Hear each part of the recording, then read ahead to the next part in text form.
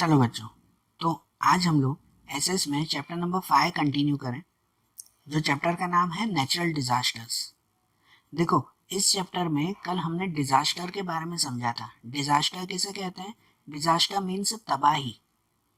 और जिसमें हमने नेचुरल डिजास्टर के बारे में ये बात जानी थी कि जो जो नेचुरली ऐसी तबाही होती है, भूकंप, ज्वालामुखी, बाढ़, ये सब जो नेचुरल प्रोसेस होती हैं, वैसे नेचुरल डिजास्टर के बारे में हमने समझा था।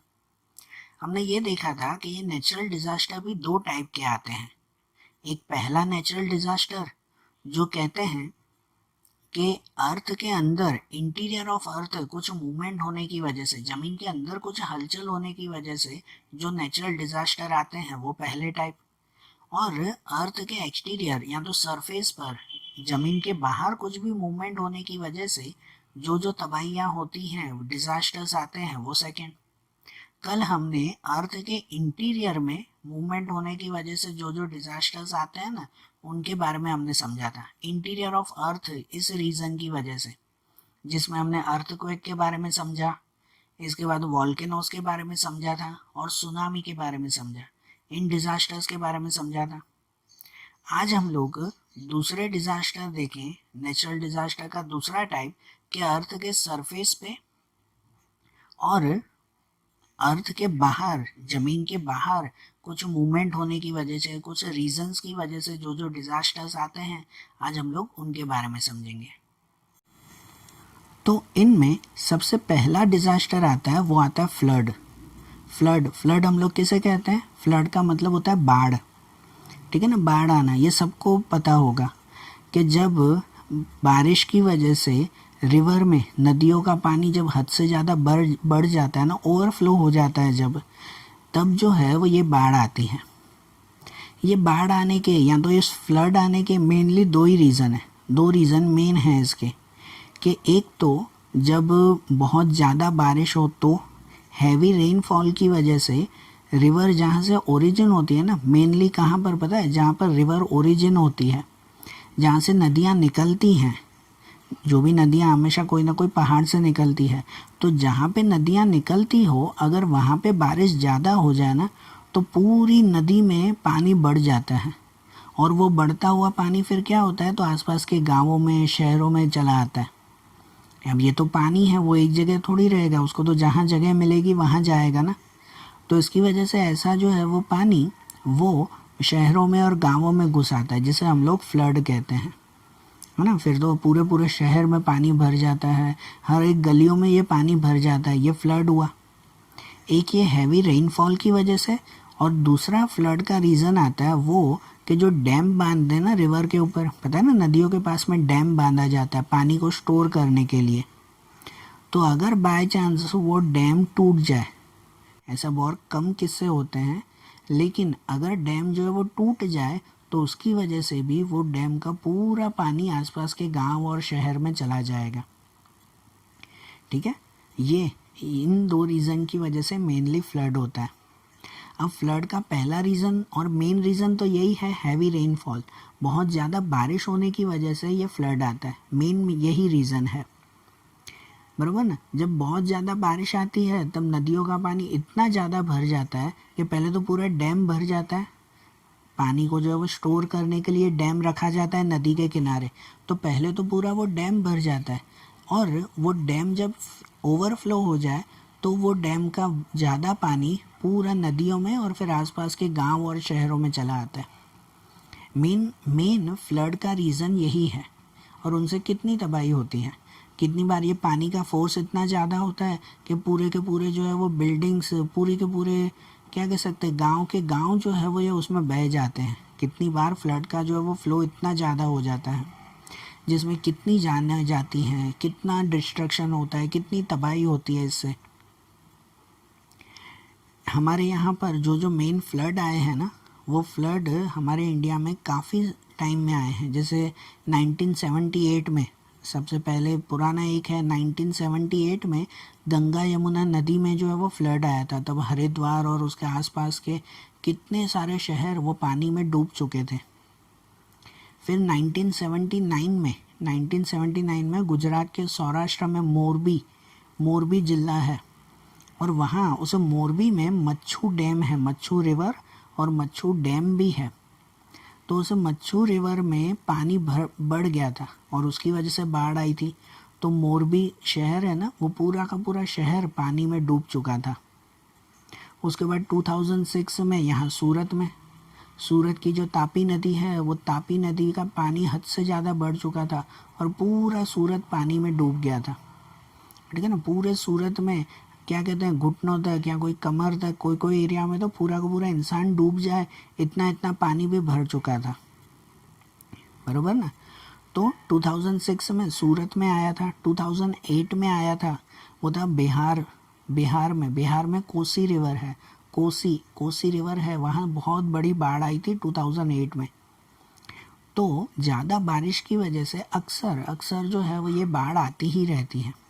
और जब बाढ़ आए तो हमें क्या करना चाहिए, बाढ़ आए ना तब जितना हो सके ना आप लोगों को, जो हाई एरियाज़ हो, आपकी बिल्डिंग की छत पर या कोई बड़े अपार्टमेंट हो तो उसमें ऊपर ही ऊपर चले जाना चाहिए। ठीक है ना, नीचे नहीं। अब बाढ़ के वक्त तो हमेशा कहीं आप जा तो सकते ही नहीं हो, हर जगह पानी ही पानी है। तो जितना हो सके सेफली आपको एक जगह रहना चाहिए, जब तक ये बाढ़ का पानी निकल न जाए तब तक एक जगह सेफली आपको रहना चाहिए।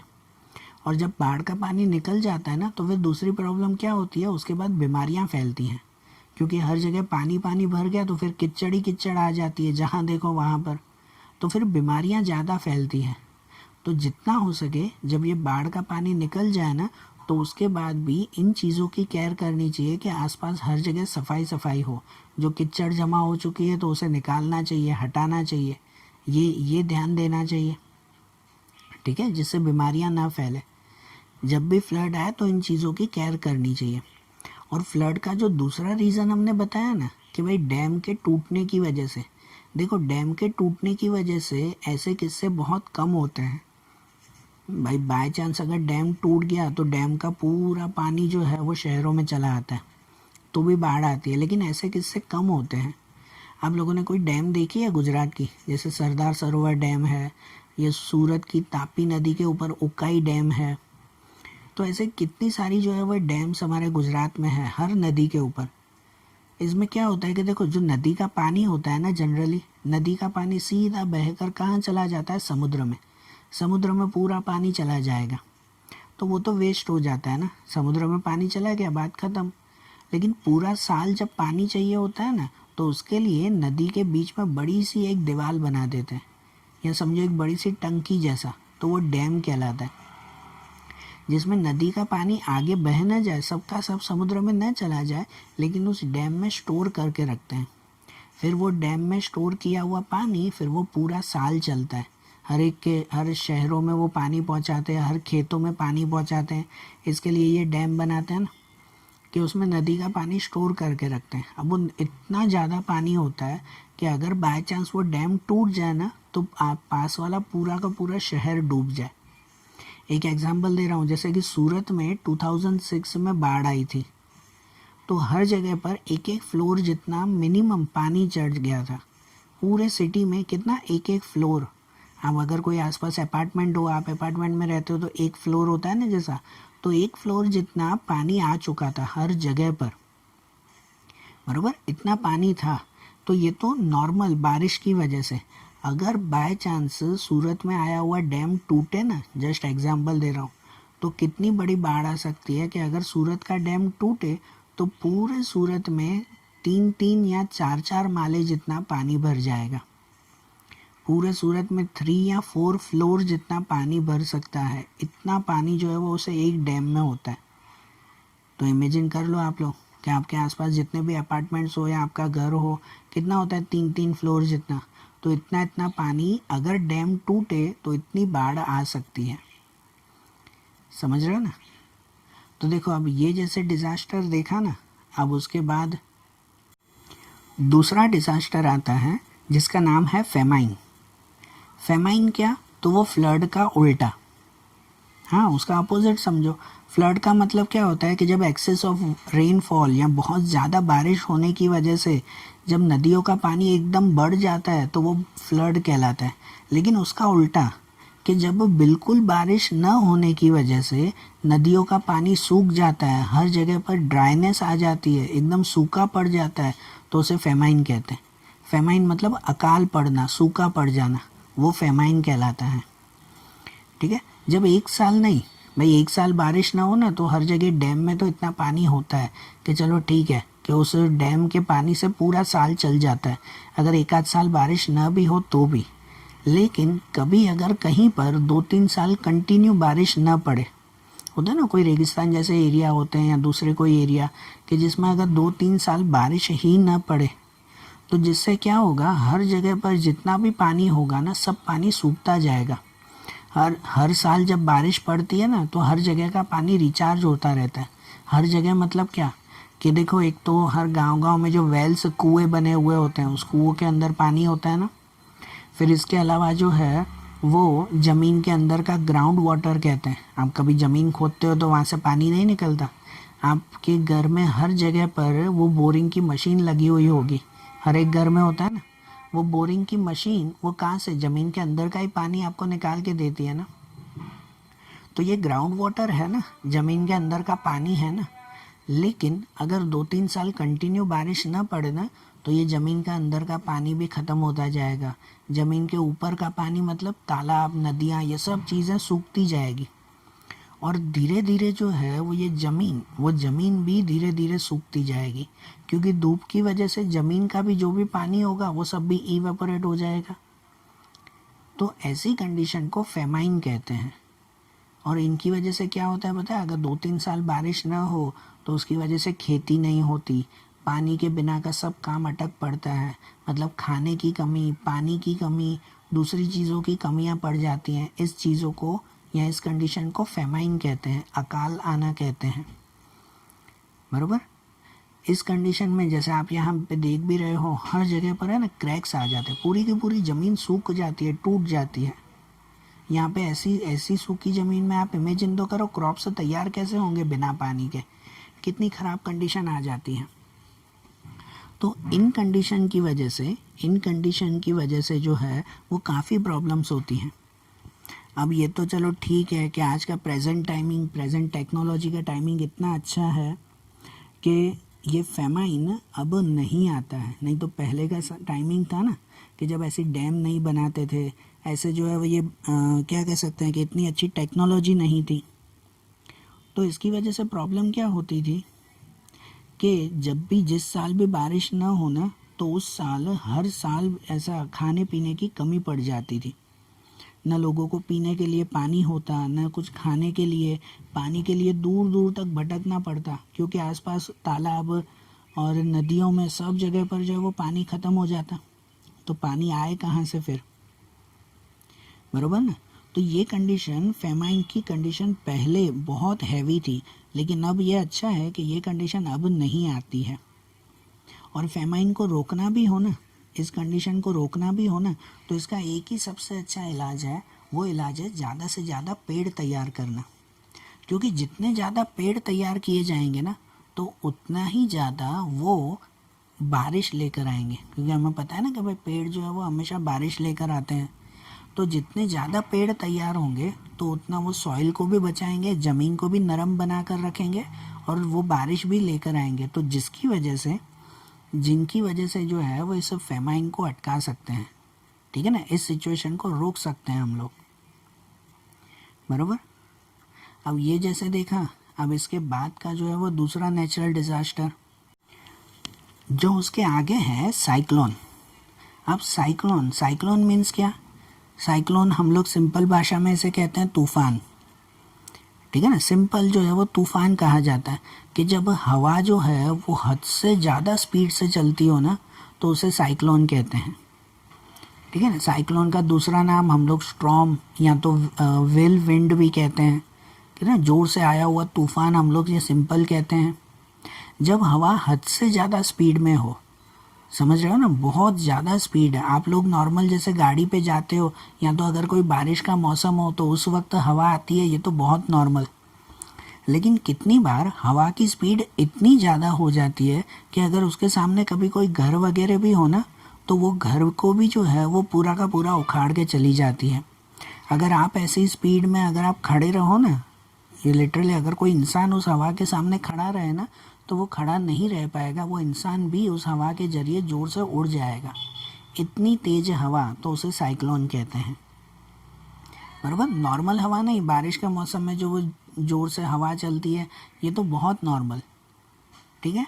आप बारिश के मौसम में नहीं जैसे हवा देखते हो, आप इमेजिन करो कि इससे अगर 50 गुना ज़्यादा स्पीड में हवा चलती हो, हाँ 50 टाइम्स ज़्यादा स्पीड में अगर हवा चलती हो तो उसे फिर साइक्लोन कह सकते हैं। बराबर, आप जैसे देख रहे हो कि साइक्लोन से बहुत ज़्यादा तबाहियाँ होती हैं। और इंडिया में अगर कहो ना तो इंडिया में हर साल ऐसा साइक्लोन आता है। और अक्सर ये साइक्लोन कहाँ पर आता है, तो अक्सर ऐसा साइक्लोन आता है जो कोस्टल एरियाज़ होते हैं।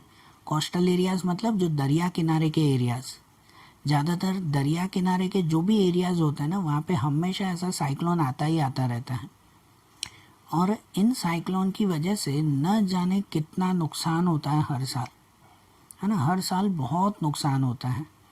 इसकी वजह से तो पता है, जब भी बारिश का मौसम होता है ना, अब तो चलो ये ठीक है कि आज इतनी अच्छी टेक्नोलॉजी आ चुकी है कि जब भी बारिश का मौसम आता है कि उस वक्त साइंटिस्ट पहले ही सबको वार्न कर देते हैं कि अब इस तरफ इस दिन को ये तूफ़ान आने वाला है।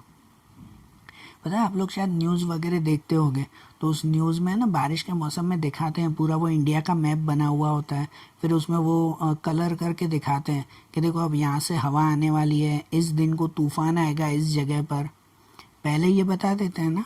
तो ये टेक्नोलॉजी से बहुत अच्छा है।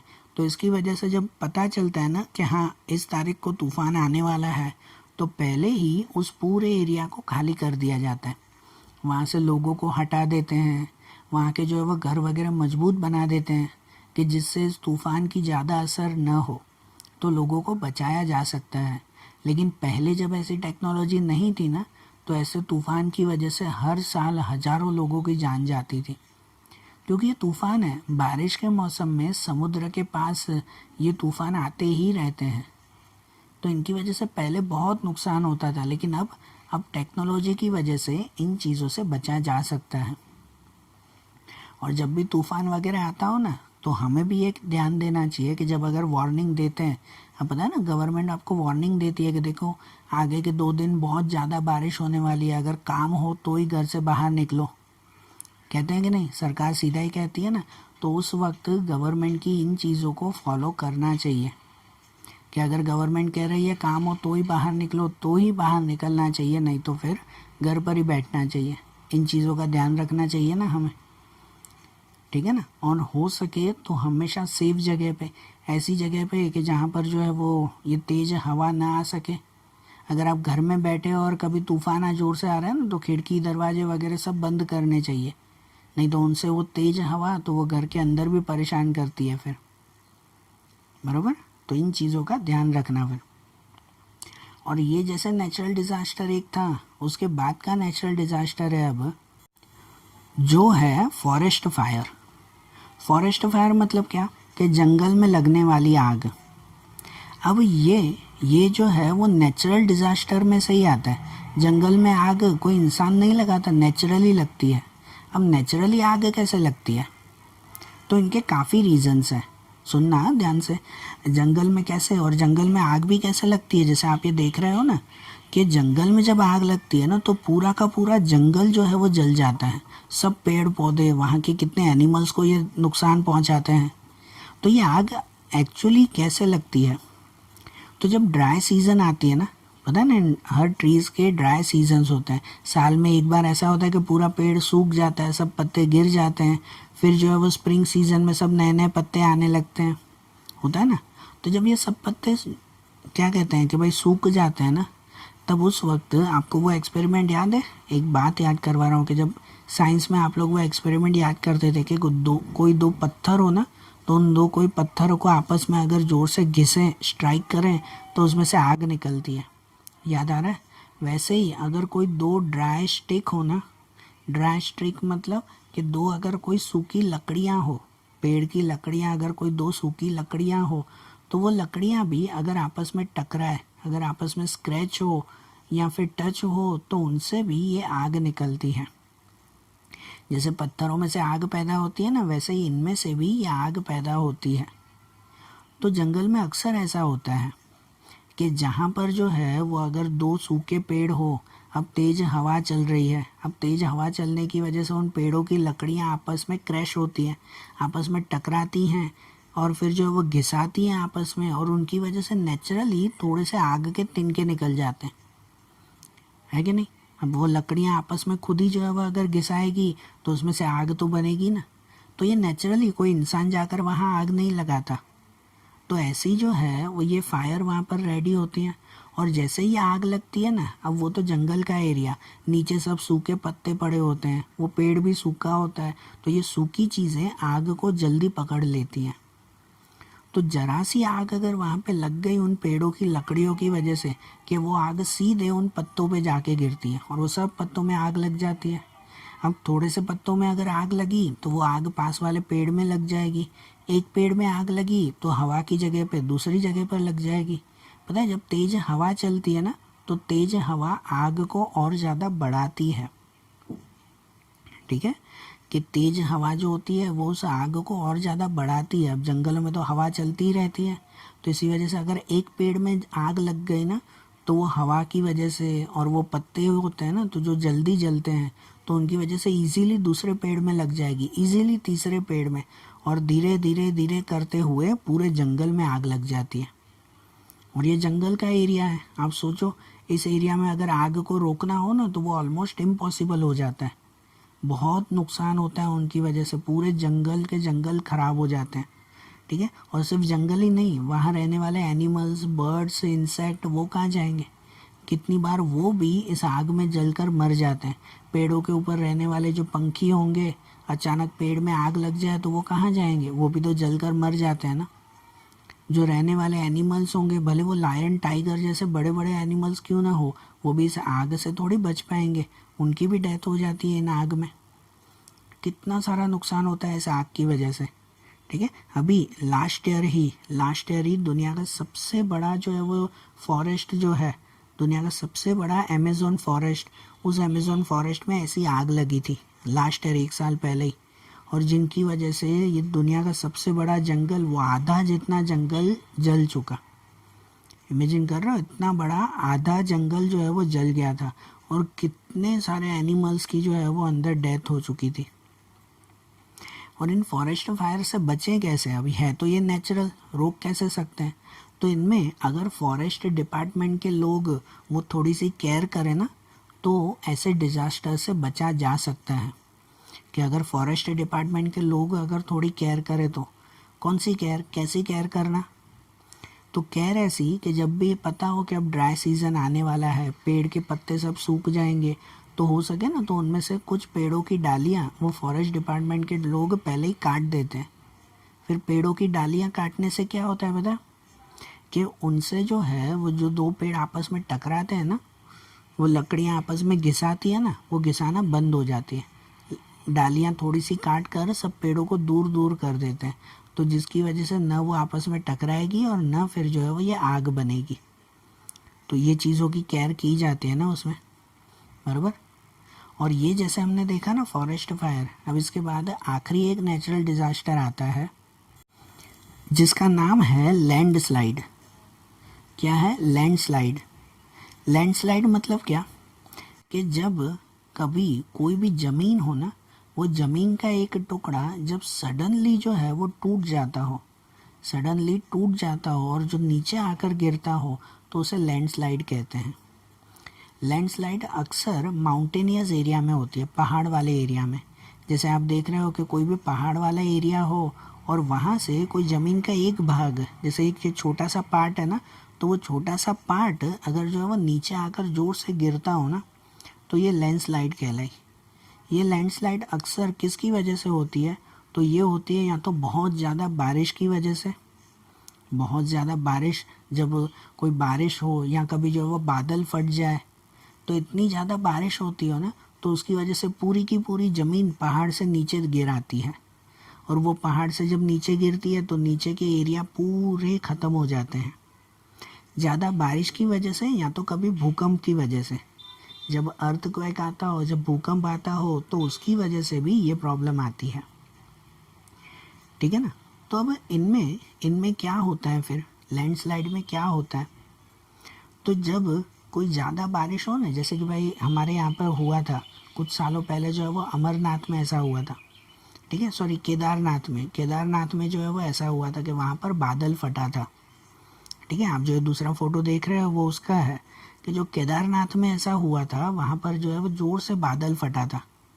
अब बादल फटना मतलब क्या, कि पूरा बारिश का पानी बूंदों बूंदों में नहीं, एक साथ नीचे आकर गिरा। अब आप एक इमेजिन करो कैसी सिचुएशन होगी, मैं आपको एक इमेजिन करके बता रहा हूँ, ठीक है।